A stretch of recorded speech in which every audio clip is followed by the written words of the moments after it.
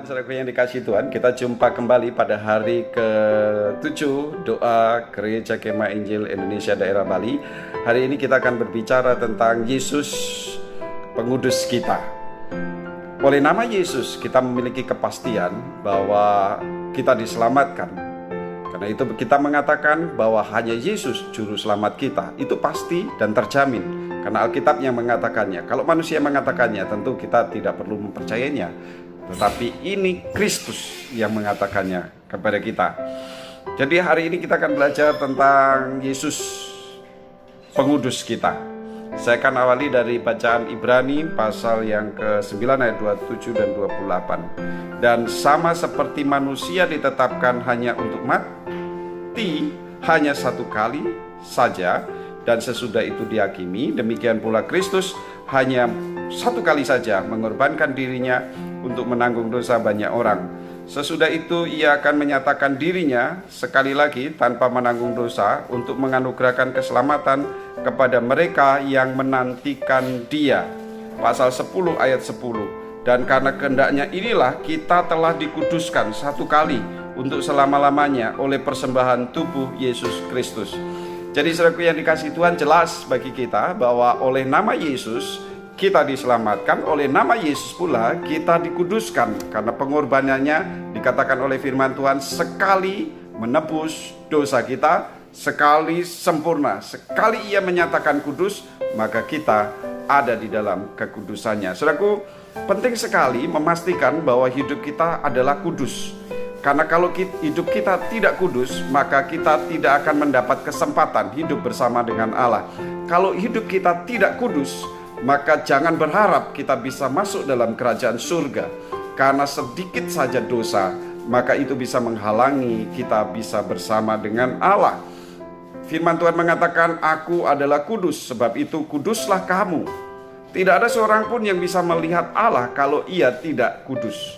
Itu sebabnya penebusan Kristus, karya Kristus bukan hanya memberi keselamatan kepada kita, tetapi juga menguduskan kita. Ia menguduskan seluruh tubuh kita. Tuhan bukan hanya menebus jiwa kita saja, menebus akal budi kita, tetapi Tuhan juga menebus dosa kita dengan cara menguduskan tubuh kita. Jadi tubuh ini dikuduskan. 1 Korintus pasal yang ke-6 mengatakan dengan jelas bahwa tubuh ini telah dibeli dengan harga yang mahal, yakni darah Kristus. Karena itu gunakan tubuh ini menjadi kepunyaan Allah, menjadi bait Allah. Saudaraku yang dikasihi Tuhan, Tuhan menguduskan seluruh tubuh kita, seluruh hidup kita. Jadi kalau ada orang mengatakan hanya sebagian yang dikuduskan, maka pastilah orang tersebut belum seluruhnya mengerti kekudusan yang telah dikerjakan Allah. Satu kali Kristus mengorbankan dirinya, menguduskan kita, dan itu sempurna. Saudaraku, kiranya Tuhan Yesus memberkati kita. Mari kita akan menaikkan doa-doa syafaat kita.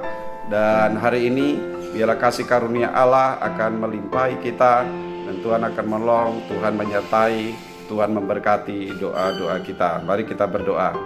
Bapa di surga, terima kasih untuk pengudusan yang datang daripada Tuhan. Kami percaya bahwa pengudusan yang datang daripada Tuhan itu sempurna. Kami tidak mampu menguduskan diri kami, dan tidak ada satupun yang bisa menguduskan dirinya dengan berbagai ritual yang telah dibuat. Tetapi kami percaya bahwa darah Kristus yang telah tertumpah di kayu salib telah menguduskan kami dengan sempurna, total, dan sudah selesai. Karena itu yakinkan kami, pastikan kami bahwa kami telah ada di dalam kekudusan itu. Di dalam nama Tuhan Yesus kami berdoa. Amin. Saudaraku, mari lanjutkan dengan doa-doa syafaat kita. Dan hari ini biarlah kita semua mulai mengerti bahwa seluruh hidup kita, tubuh kita sudah dikuduskan Allah dan harus kudus. Karena kalau tidak kudus sekalipun, hanya sesaat saudara tidak melakukan kekudusan itu, tidak ada dalam kekudusan itu, maka saudara tidak akan mungkin bertemu, melihat Allah, dan ada di dalam kerajaan surga.